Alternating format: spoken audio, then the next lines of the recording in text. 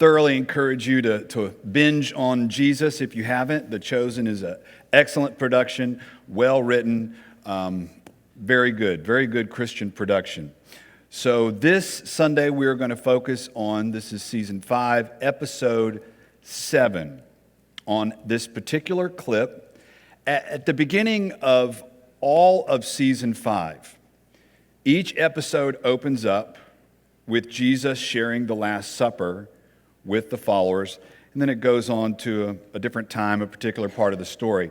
So in episode 7, when it opens up with them sharing the Last Supper, a moment happens that I've never really reflected on, and that is where Jesus comes to the time where Judas is the next person in line to have his feet washed. And it reminded me of the lesson that Jesus taught, which is very clear. We understand it. It's just very, very, very hard to do.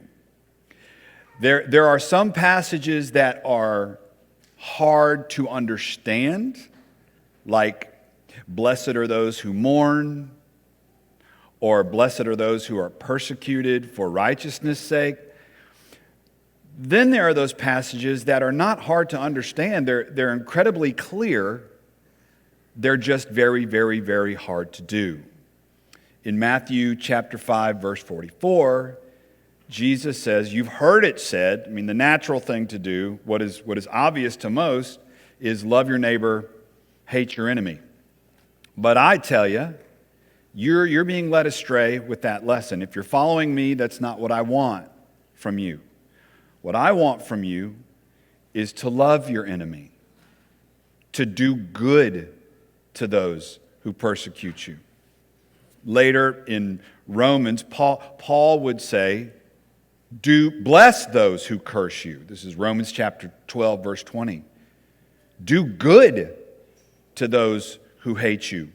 Pray for those who spitefully use you and persecute you. He was echoing what had been around for centuries. Proverbs 25 is basically what he was quoting. Proverbs 25, verse 22. Do good to those who do not mean you well. It's a clear teaching. It's just very hard. And so in this clip, you see Jesus doing that.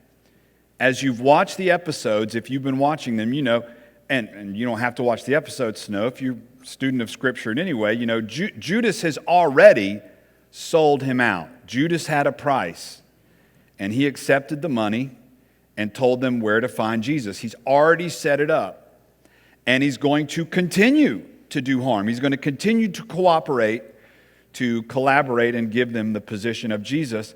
And surely Jesus knows. He makes it clear at the Last Supper that he knows someone has sold him out.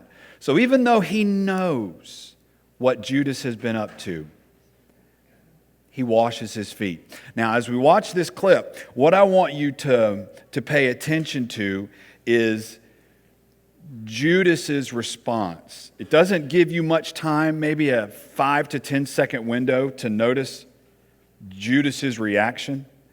And I want you to ask yourself, what do you think is going on in the mind of Judas as he's receiving? Based on what you see from the look on his face, what do you think is going on in Judas's mind as he's receiving Jesus loving the person who does not mean him well, who has already done harm to him? All right, let's roll the clip. You sure? Yes, little James, I'm sure. So that's James the Lesser. That's not you.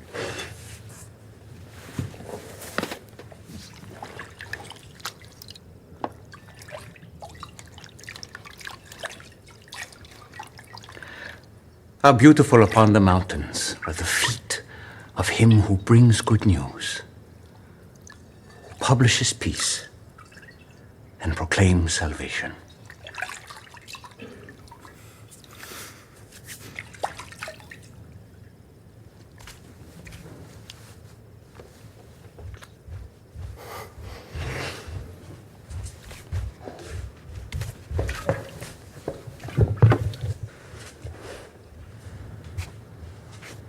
Judas, Rabbi, it's your turn.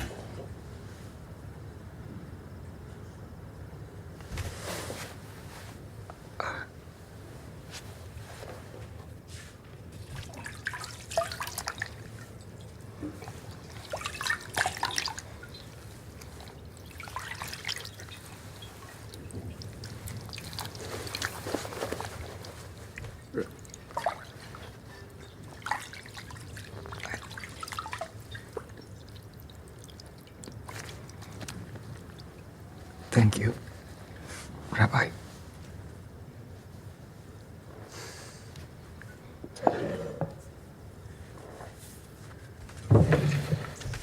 My turn. Please, sit. Peter, Lord, you would wash my feet? No, this doesn't make any sense. what I'm doing, you don't understand now. But afterward you will. Master, we should have done this ourselves, and we're sorry for our pride. But I'm telling you, you will never wash my feet. Brother, just do what he says. Listen carefully. No more of this. Moving forward, you need to trust me more than ever, even if you have no understanding yet. I mean this. If I do not wash you, you have no share with me. You cannot be part of what I am doing.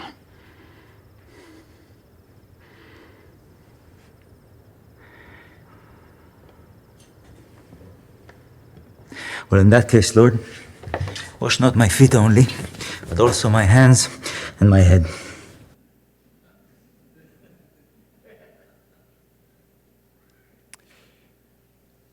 No more confusion, Jesus says. It is time starting now to start doing what I'm teaching you to do. No more confusion.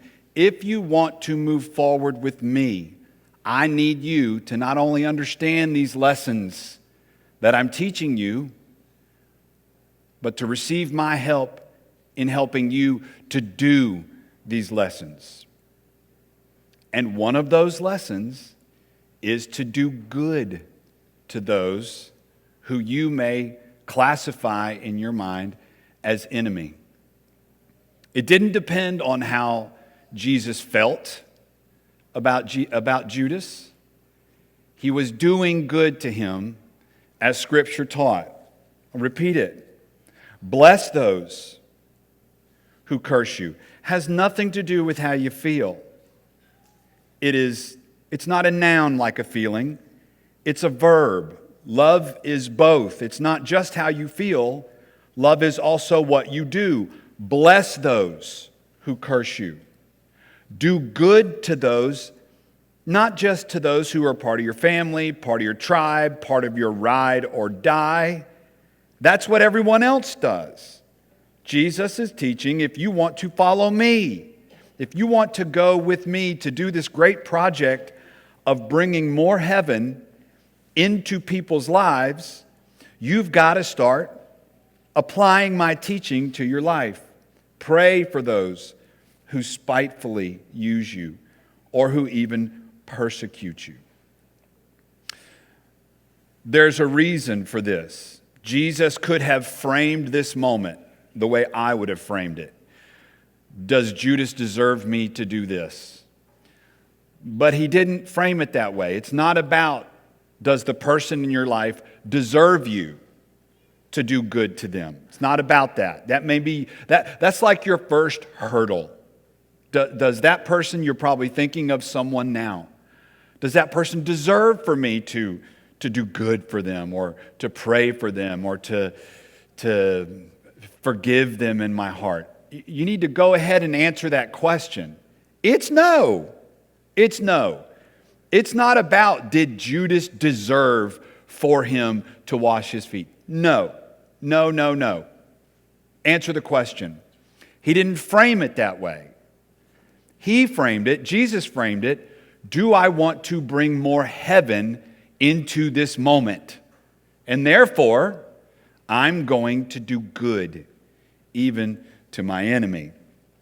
And there's a point. So in the proverb, as well as in the verse in Romans, after it says, repay no one evil for evil, let the judgment or vengeance part be the Lord's. For in so doing, you will heap fiery coals upon their head. Now, you may be thinking, oh, I can get into that. Retaliation. Yeah, no, this is not like pray for the person by praying that a piano gets dropped on their head. It's not that. That's not what this means. There was an ancient practice of carrying coals upon your head to symbolize one's remorse over what they knew to be actions they committed that didn't bring more heaven into the world, but brought more hell into the world. It was an act of symbolizing your remorse, but also awakening your conscience to what you've done and to how you might redirect your behavior. Awaken your conscience. There's other scriptures that reveal the same lesson.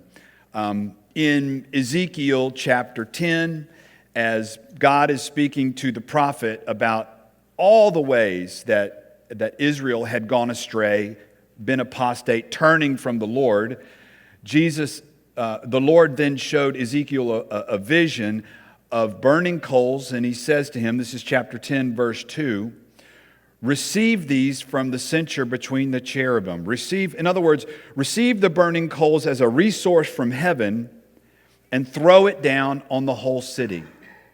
The vision meant this: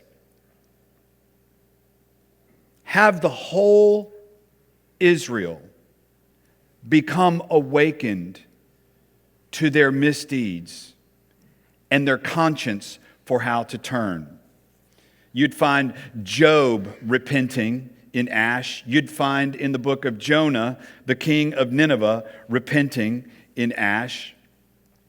Even in Revelation chapter 5, verse 8, John sees a vision where there are the prayers of the saints as burning ash in a bowl, a censer, where the smoke is rising, pleasing to God. It is that which is to awaken the people's conscience to the choice of either opening heaven or hell in their lives. This is what you're doing when you do good to those who mean you harm. It is that choice. That is the framing. It is not, do they deserve it? It is you deciding when you're deliberating in your own counsel in your mind, am I going to follow Scripture's admonition to do good to those who mean me harm? It is not a question of do they deserve it. You've already answered that. No. It is the question, do I want to participate with God in bringing more heaven into earth, or do I want to return evil for evil and bring more hell into the earth? That's the scriptural admonition. The other hurdle you may have in regard to framing the issue, one is, do they deserve it? Of course they don't. It's not about that. The other is this: as good Christians, as good church-going people, we may have an issue of imagining that we have someone in our mind in the category of enemy. It may be hard for you to imagine that you don't have any enemies. Well, I want you to think about it this way. Is there anyone in your life, when you think about them, that you get a little heated? Is there anyone in your life that you don't want to say hate or think of them as an enemy? Is there anyone in your life that you like less? Is there anyone in your life that you love less? Is there anyone in your life that you don't like to think about them? Why is that? Is there anyone in your life that it is just hard to be around them? I think you have someone classified as an enemy. Is there anyone in your life that you deliberately avoid. Is there anyone in your life who you imagine do not mean you well? Or if you want different language, they done you dirty. Is there anyone in your life, you may not want to say, I hate them, or maybe you do if you're honest. Is there anyone in your life that you feel towards them like the older brother in the parable of the prodigal son? So if you know Luke 15, the parable of the prodigal son, there's actually two brothers. And the older one is not real happy with the younger one. Of course, you know the younger one goes and spoils his inheritance on the craziest type of living. And on his way back, the father, representing God, throws him a party, celebrates. And the older brother just can't stand it. The older brother cannot stand that something good is happening to this person. They don't deserve it. The older brother is feeling like they had it coming. You ever felt that about someone? The older brother felt like they finally got theirs. You ever felt that about someone? The older brother felt like when the brother was away, that's karma. And karma's you know what. The older brother felt like when the brother was away, well, what goes around comes around. But now that the brother has come back and the father wants to celebrate him, throw him a party, the brother can't handle it. So let me reframe it this way. I don't have an enemy. Okay. Do you have someone in your life where if something goes good for them, you find it hard to celebrate that? Then you may have an enemy. The brother was perfectly fine when his younger brother spoiled his inheritance and he had to feed pigs. Do you have someone in your life where if something bad is happening to them, you kind of enjoy that? You may have someone in your... I know it's hard to say. We're in church. Take off your steel-toed spiritual boots and be honest for a second.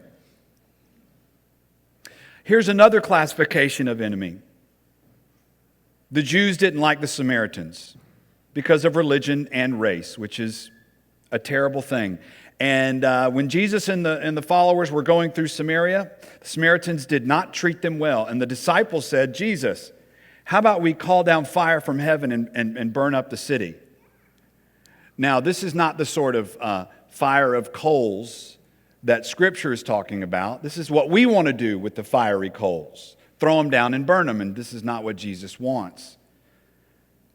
So the question is, do you have someone in your life where if you had it in your power to harm them, you would? Now, you may not say yes to that in polite society, but let's reframe that question in a different way. So, David had as a counselor this guy named Ahithophel. And he had him as a counselor for a long time. When David started to lose control of the kingdom and David's son Absalom wanted to take the kingdom out of David's hands, Ahithophel, who was David's advisor, caught wind of this and started whispering ideas into Absalom's mind that made him successful in taking some of the kingdom out of David's hands. Now, what you may not know about Ahithophel is that Ahithophel was the grandfather of Bathsheba. And as we all know, David did Bathsheba and Uriah the Hittite dirty. No bueno. And you got to imagine if Ahithophel is Bathsheba's grandfather and David is marring her name like that, he's been holding on to that information for quite a while. Not while he was David's advisor, not while he was David's best buddy, but when the moment came and David's name came up and Ahithophel saw his moment to add to that conversation, boom. Do you have someone in your life where when their name comes up in conversation and it's not going well, you add to it. So let me ask the question again. Do you have someone in your life where if you had it in your power to cause them harm, you would? Or let me ask it even more frank. Do you have someone in your life where if you had it in your power to cause them harm, you did? Ooh. Gossip is a nasty thing. And it's not, you think if you're telling the truth, well, you're not gossiping, and that's not true. If you're uncovering someone in a way that they don't want to be uncovered, you're gossiping. You're harming them. Do you have someone in your life? Here's what Jesus' interaction with Judas helps us all to really ruminate on. Do you have someone in your life where if you had it in your power to cause them good, you wouldn't? That's the bigger question. Jesus could have completely framed this moment. Judas does not deserve me being good to Judas in this moment. Do you have someone in your life where if you had it in your power to do them good, you wouldn't? The choice is not about making whether they deserve it or not. You have enemies. Why would Jesus teach love your enemies? Do good to those who hurt you. Why would Jesus teach this? He's not teaching it to pagans. He's not going into some really terrible part of town and talking to all the so-called criminals. He's talking to his followers. You've heard it said, do your enemies dirty. No, not if you're going to follow me. And if we are going to do this thing, you have got to start taking this message to heart. If we are going to bring more heaven to earth, you have got to love your enemies, which doesn't mean just feel different about them. It means do good to them.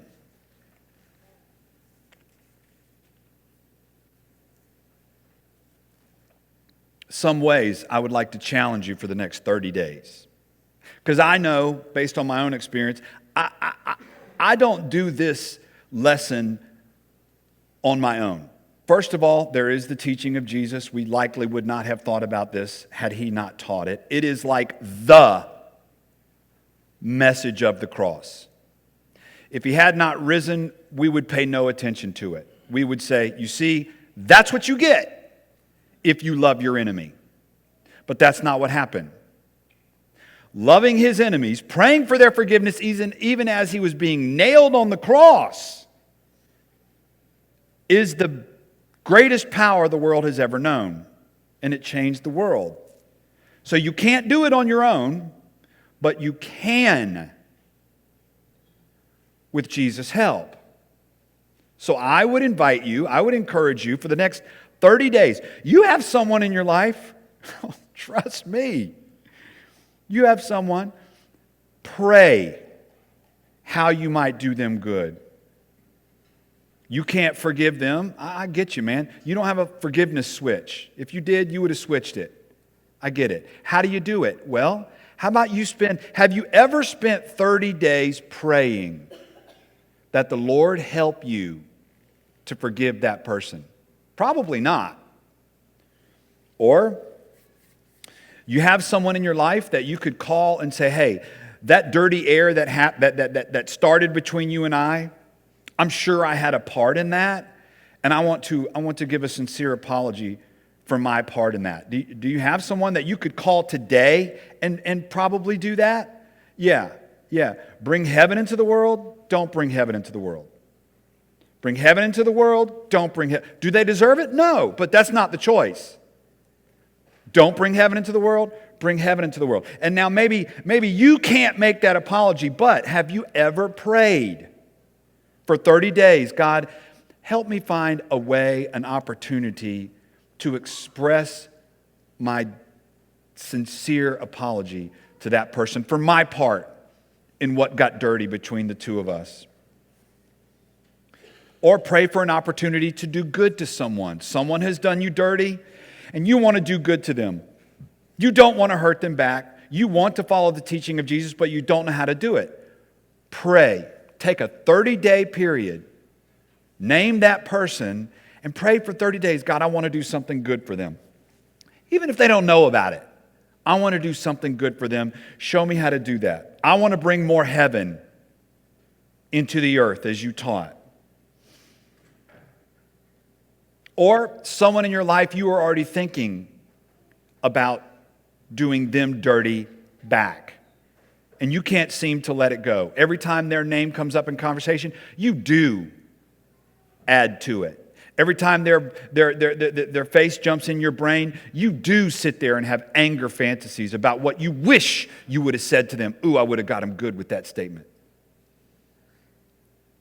Take 30 days and pray that you don't feel that way anymore. Pray for the feelings that you have about that person. Every time you think of them, you get heated. Take 30 days and pray, God, I don't want to carry that around anymore. I don't shine your goodness when I'm sitting there stewing over that person. I make things worse for me. Look, your quality of life is in between these two ears. It's in here. That's where your quality of life is. And if you sit there and just stew over something that someone's done, and maybe it wasn't done to you, it's just something that they did wrong, maybe in your town or on your street or whatever, and you just can't let it go. You're only hurting yourself. But then every time you're around other people, they don't want to be around you because you're always stewing over the dirtiness that other people are doing. Pray for 30 days. God, I can't seem to let that go. I am a neurotic idiot who's fixated on the bad that other people have done. Maybe because it makes me feel better about the good that I do. I don't know. But I know I can't let it go. 30 days. I challenge you. You know you're walking around with it. And if it isn't you, maybe it's someone you know. Every time you get near them, all they want to talk about is that person or that thing that happened that person did. Pray for them. 30 days. It is your response. They don't deserve it. Maybe there's someone in your life that you keep avoiding. And you're tired of avoiding because y'all end up you go to the same place they go to. And they're not always there, but every now and then they're there and you feel weird. You're thinking about not going to that place anymore because that person is always there. You don't want to not go to that place. You want to be able to go there and be yourself. You don't have to avoid that. Pray for 30 days that the Lord gives you the confidence not to avoid just because that person's there. So I give you that challenge. Be inspired. One of the most inspiring things I've seen in a long time. I don't know if you watched the memorial for Charlie Kirk, but when his wife got up, Erica, if you don't know, in everything she said this one thing. That man that took the life of my husband, she was going to say something about him. She could have said anything. What did that man deserve for her to say? Someone takes the best thing in your earthly life, robs you of it. That man, and she said, in front of the whole world, I forgive him. She could have said anything. Was she feeling that in her heart? Was she feeling warm and fuzzy towards him? Probably not. But she knows she was taught, inspired by Jesus, to do good, even to those who have done you harm. Had he done her harm? The worst. Her children harm? The worst. I think she was inspired not just by the teaching of Jesus, but because she knew she had the power in Jesus' teaching to either bring more hell into the earth or more heaven into the earth. I know that I was inspired, and probably millions more. Now, you may have been aware of that. You may not know that maybe a week later, Tim Allen, Tim the Toolman Taylor, had the show I can't think of it, but Home Improvement. He tweeted out on social media or posted that his dad had been killed by a drunk driver when he was 11. This was like in the 60s. And he had been holding on to what was rightfully his to feel about that drunk driver for years. He said it even led him through about 20 years of substance abuse because he held on to what was rightfully his to hold on to. You see, his choice of how to frame that moment reached down, grabbed him a little bit of hell, and pulled it right into his life. But inspired by Erica Kirk, he posted, "That man who killed my father." This is 60 years later. I forgive him. Was he feeling it? Probably not. Did the man deserve it? Of course not. But more heaven. So I challenge you. We can get more heaven into people if we follow this teaching of Jesus. Turning Point has this wonderful motto, get more people into heaven. I like the motto, and I'm good with that. I like that. Clearly, I like that. But I like the motto, get more heaven into people. I think both go hand in hand. And that's what Erica did with Tim Allen, and who knows, countless others. She got more heaven into Tim Allen. He wouldn't have felt that way had she not taken that moment. Even so, you, as you have classified someone in your life, if you do this thing, it's not just about the coals on their head, getting them to awaken their conscience, to redirect the choices of their life. It's not just to get them remorseful, but other people will be noticing what you do. We can't get more heaven into this earth on our own, but we can with Jesus. So take that 30-day challenge, I invite you, and ask yourself one of these questions sometime today. Number one, that's the big one, right? Who is it? Who is it that's done you dirty? Who is it that gets you steamed? Who is it that you can't stand, that you avoid? Who is it that you're holding on to that one little speck that they did? Who is it that you keep rehearsing in your mind what you're going to say the next time you see them? Who is it, their name comes up in conversation, you have no problem dropping in a little 2 cents yourself? Who? Who is the person?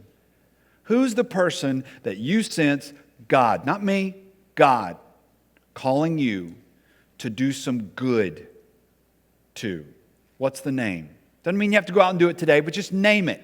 Name him, her, or two. Which prayer challenge is yours? 30 days. Pray that God changes the feeling in your heart that you have toward that person. You're only hurting yourself with that. Pray that God enables you to forgive them for 30 days.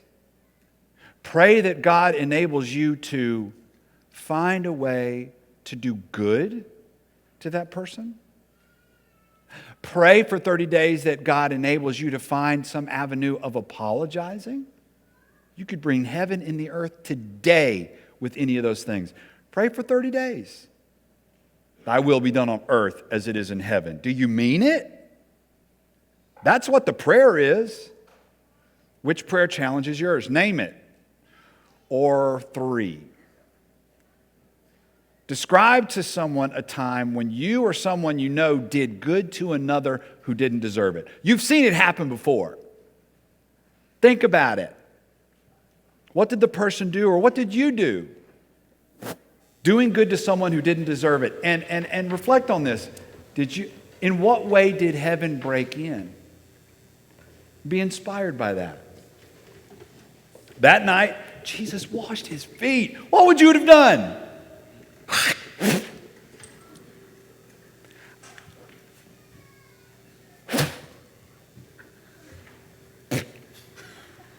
What would you have done? Wash his feet? And on that night, Jesus took bread. Breaking it,